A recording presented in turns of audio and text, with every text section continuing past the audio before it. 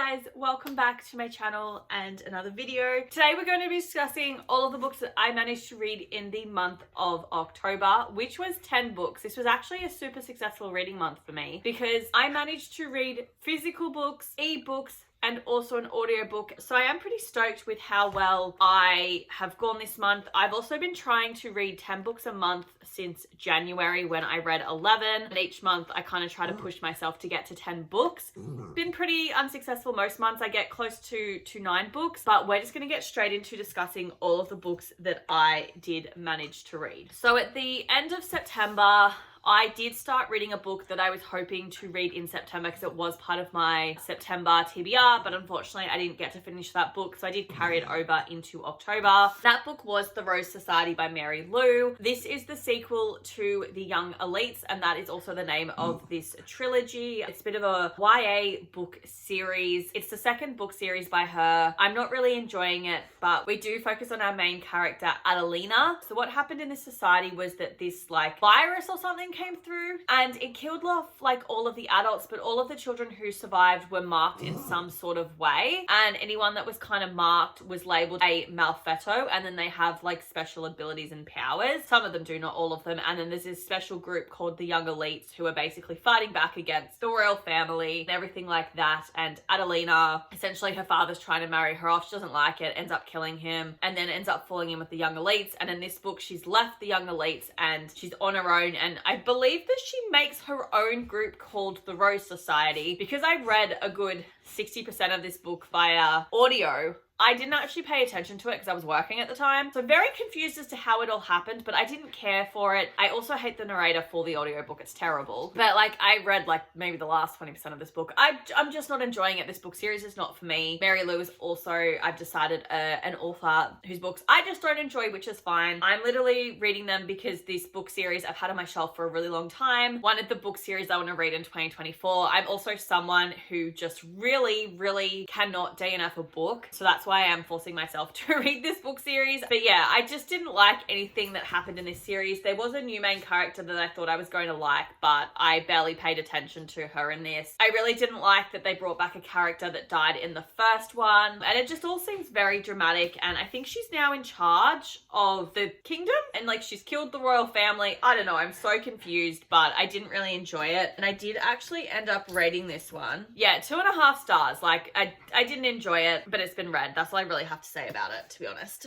And then the second book that I picked up was Not Your Crush's Cauldron by April Asher. Now, I did want to say that I have filmed a spooky season reading vlog that did go up 2 weeks prior to this one, if my maths is mathing. So if you want to know a bit more of my in-depth thoughts and what I was thinking and feeling as I was reading it, feel free to check out that vlog. I will link it down below for you guys if anyone's interested. This is the third book in the Supernatural series by April Asher. It features the first book, Not the Witch You Wed, and then also Not Your Ex's Hexes, and we focus on these 3 triplets, and each book focuses on a different one of the sisters, and this one focuses on Olive, and she is the youngest out of the 3. They are all witches, and she is a college professor, and she tasks her college students with pushing themselves out of their comfort zone. She is also a witch as well, and then she overhears the people being like, why is she doing this? She's the last person to push herself out of her comfort zone. So she makes the decision that she's going to make a Dare I Docket list to push herself out of her comfort zone. She also moves in with her new roommate Bax, who is a guardian angel. He's not doing very well at the job, and then basically as a last ditch effort to make him do some good and be successful at his job, the guardian angels give him a new person to protect who has just come onto their radar, which is Olive. They don't want to sit on it. They want someone on her straight away to make sure that nothing bad happens to her. Bax gets assigned. He thinks it's going to be easy. They've also both had a little crush on one another, but it's not as simple. I really enjoyed this. I rated it 4 stars. I thought it was really cute and sweet. It's probably my favorite out of the 3. I really enjoyed Olive and Bax. I think Olive's just the most relatable character out of the 3. I loved seeing the found family that they're building, and it's so cute. Yeah, it was a really cute series. I'm hoping that this isn't the final one, but did really enjoy it, and like I said, a 4-star read. And then the third book that I picked up was my first ebook read of the month, and it was Hex Appeal by Kate Johnson. This also was a part of my reading vlog as well. We focus on our main character Essie and also on Josh. So Essie is a witch and she lives in a town in England. Josh is an American who ends up inheriting some properties in England from a long lost aunt who has passed away. So he ends up moving to America, realizes he owns a number of properties, but one of these properties he can't find any information on and no one seems to really know anything about it. But it seems like the people that have been living there haven't been paying rent for the last 300 years. And obviously this is the house that she lives in. There's like a perception spell put on this house that every time anyone comes near it and they leave, they forget about it. But Josh happens to sort of fight off the perception spell a little bit and can kind of remember Essie. They sort of form a bit of a relationship. Essie is also a witch that brings in winter. There's also time traveling. We've got like a witch hunter. I did find the plot was a little bit all over the place and I didn't really enjoy it. I did rate this book 3 stars. Wasn't really a fan of like the main characters. I feel like the concept could have been better executed because the witches are all different ages. They've got like these cool powers. People know about the witches, but they don't really remember them. And I just felt like the plot was a little bit all over the place. I didn't really understand what the point of the story was or what we were trying to achieve, but it was a little insta-lovey at times, it felt, and I didn't super enjoy it. And there's not really a whole lot like I want to say about it. There is like another 2 books a part of this series, but they focus on different characters. So I think it's more like a companion series. I don't really have an interest in picking it up, but if you'd like to know more of my thoughts, please feel free to check out my vlog. Once again, it will be linked. And then the 4th book that I picked up was The Ex-Hex by Erin Sterling. This was a story that I had wanted to read for a really long time. So I did read it as part of my reading vlogging, but we do focus on our main character, Vivian, and also Reese. So when they were both like 19, 20, they ended up meeting and dating for a couple months over the summer. Reese then announces that, you know, he's actually betrothed. He's going to end it, but she ends up understandably ending the relationship with him. They're both witches, and as a result of her just being heartbroken, she gets drunk. She ends up cursing him as a joke, but it turns out the curse was actually legit. But they don't know this until Reese returns to the town 9 years later, and the second he steps across like the boundary line for the town, his magic starts going haywire and causing lots of problems. And the reason why he's come back to the town is because he's like a descendant of the founding family. He's got to go there to rejuvenate the ley lines, and he ends up taking Vivi along with him when he goes and does this because obviously they run into each other because the town's very small. She goes along with him, and when they are trying to rejuvenate the ley lines, the magic backfires and goes into town and basically stuffs up a lot of magical things in the town. We then also had this random sort of subplot of their ancestors and this ghost, which I thought that concept was a bit more interesting, and I probably would have liked the book more if that had been expanded upon. But the plotline did go missing in the middle of the book, purely because I think the author just wanted to write some sex scenes and have the relationship happen, and everything was resolved in like what felt like 30 pages. The ending really fell flat for me. I did rate it 3.5 stars. At this stage, I did not pick up the other 2 sequels in the book. They do focus on Reese's other brothers. So he's got, I think he's the youngest, so he's got 2 older brothers from memory. I'm just not interested in picking them up at this stage, but that was kind of my thoughts on it. Nothing too amazing. I did kind of expect and hope for a bit more, but unfortunately that wasn't the case. And then book 5 was the last book that I did read in my spooky season reading vlog, but that was Morbidly Yours by Ivy Fairbank. Now this book focuses on our main characters Callum and Lark. Lark is an American who ends up moving to Ireland because her husband ends up passing away and she can't just cope being in the country, so she decides that she needs an entire change to her life, and she ends up moving in next door to Callum, whose family runs a funeral home and cemetery. Callum's grandfather has just passed away, and in his will, in order for Callum to inherit the funeral home, he has to be married before his 35th birthday. Problem is, Grandpa passed away when he was 34. Grandpa's not giving him much time to fall in love, date, propose, get engaged, get married. And if Callum doesn't do this by his 35th birthday, it then defaults to his father, and his father already has buyers lined up for the funeral home. Lark feels really bad that Callum's been put in this predicament. He's also painfully shy, not very good with people, so she takes it upon herself to help him date and find a girl. Problem is that the 2 of them start to fall in love. The premise sounded so good, I just didn't enjoy the way that it was written, the way that it was executed. I really enjoyed Callum. I thought he was a good character. I didn't like Lark. I also didn't really like the stuff with her work. I just was bored with that. I just feel like she made decisions that I didn't like nor agree with, and she annoyed me a little bit. And as such, I did rate this book 3 stars. Honestly, it was a struggle to get through it. There was something about the writing style that was just just a little dull to me, and I struggled to connect. I struggled to read it. Everything felt like a slog, and I didn't have a great time with it. I probably wouldn't pick up another book by Ivy Fairbanks purely because I just did not like the writing style. It was not easy to read whatsoever. I didn't have a good time with it. But yeah, that's kind of all I want to say about it. But this was one that was released this year, and I was really excited to pick it up, and unfortunately it just let me down a little bit. Then the sixth book that I ended up finishing was Two Can Play by Ali Hazelwood, which is an audiobook that has come out this year. It's audio exclusive. I love Ali Hazelwood, as you guys know. Want to start off by saying this was a 3.5 star read for me. And the reason why it was a 3.5 star read for me was because it was an audiobook. I really disliked the narrator. Her voice reminded me very much of the woman who narrates the Rose Society. Like, the narration for like the young elites is so off-putting. I hate it. And I just found the fact that the person they got to narrate it, her voice was very off-putting to me.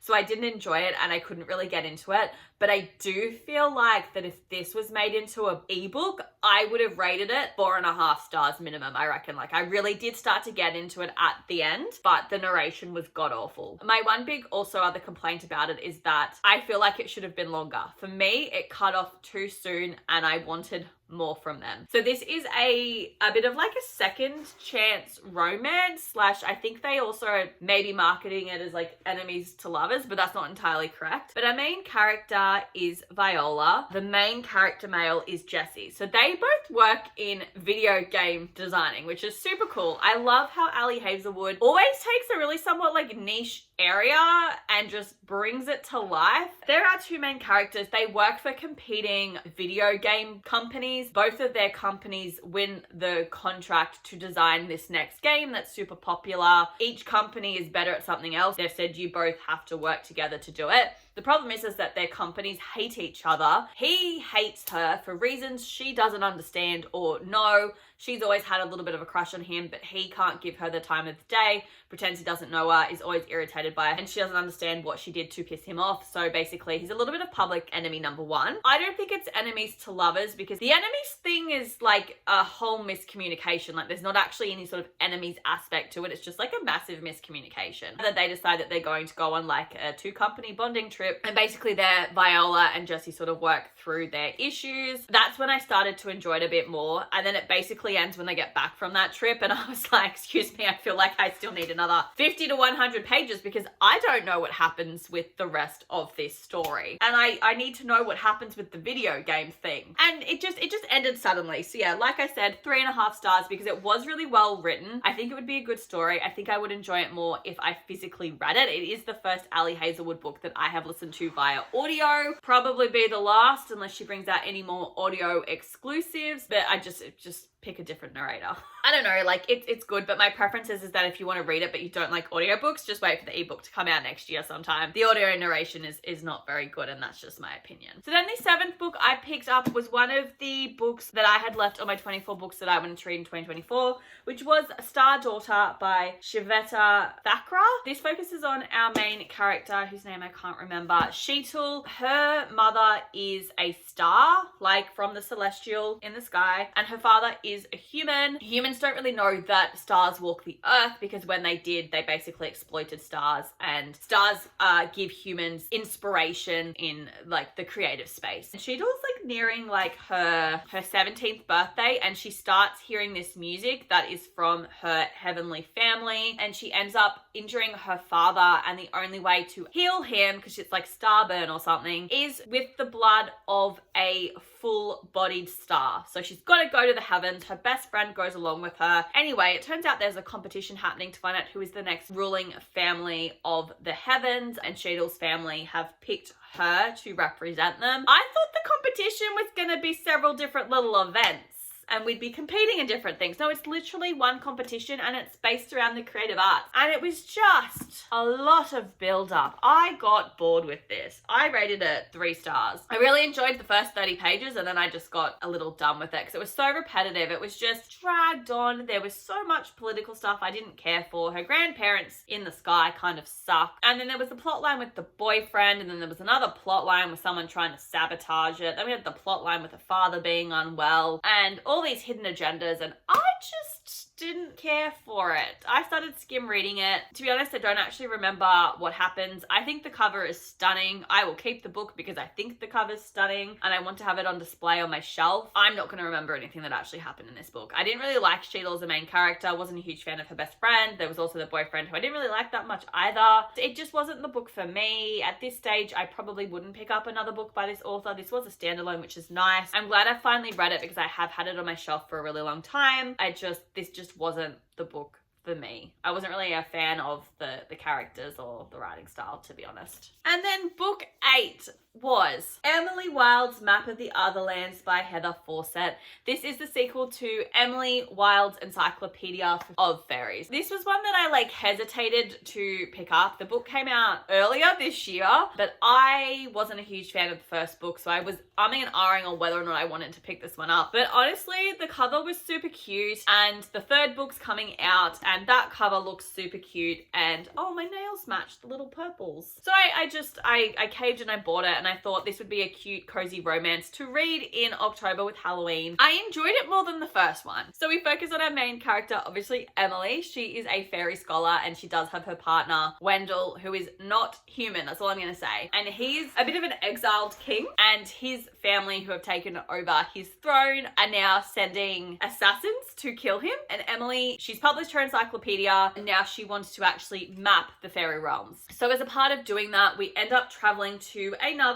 town in the Austrian Alps because she thinks that they can actually find a door to Wendell's realm there so she can help him overthrow the family members that have taken over his throne. But whilst they are there, they also discover that there was 2 other fairy scholars who went missing in the Austrian Alps, hence why they think the door was here. And it also takes them on a bit of a story of trying to work out what happened with these 2 other scholars. They're trying to find them as well. They're also trying to prevent the assassination attempts on Wendell, who ends up getting poisoned, and the only way to essentially save him is to go into his realm. And I don't want to give away what it is, but they need to bring something back from his realm to try and save him. And I must say that for me, the highlight of this book were the supporting characters, which was Rose, who was another professor there, and then also I think it was Adriana, who is actually Emily's niece, who has come to this college to also study fairies. I found those 2 characters really standouts for me. I really enjoyed them. I enjoyed them more than Emily and Wendell. They were just a little bit more likable. I did enjoy this book more than the first one. I did rate it 3.5 stars. Now that I know what the books are about, that's helping me enjoy them a bit better. It's set in the early 1900s. It's just a little bit harder for me to get into the perspectives with the way it's written. It's written more in the way of her journal. But yeah, I am excited to pick up the third book because there is now a stronger plot happening between the books that we can now see, and I can see the connection. So it makes me a bit more interested to pick up the third one. Yeah, so then the next book I read was Witches Get Stuff Done by Molly Harper. I literally picked this one up on 29th and 30th of October. I wanted to read one last witchy rom-com before Halloween hit, so this is the one I picked up because it was free. Legit. That was as deep as it was. So I didn't really know what to expect with this one, but I did find it a bit odd. This was an odd one. This was honestly an odd book. And our main character is Riley. Her mother has just passed away, and she basically gets an invitation from an aunt that she didn't know who existed to come and visit her on this island that the aunt lives in. So she ends up traveling there. The day before she arrives, her aunt drops dead. And in the will, she basically is inheriting the aunt's house, which is a bit of a mystery and legacy on this island because no one's ever been inside of it. Her aunt refused to let anybody in. She ends up discovering that she is now the guardian of all of the ghosts that live in this house, and she's also a witch, and she didn't know. And all of these ghosts are linked to different artifacts or just household objects. And whilst Riley's living there, people are trying to break into the house. I felt like it was kind of obvious to pinpoint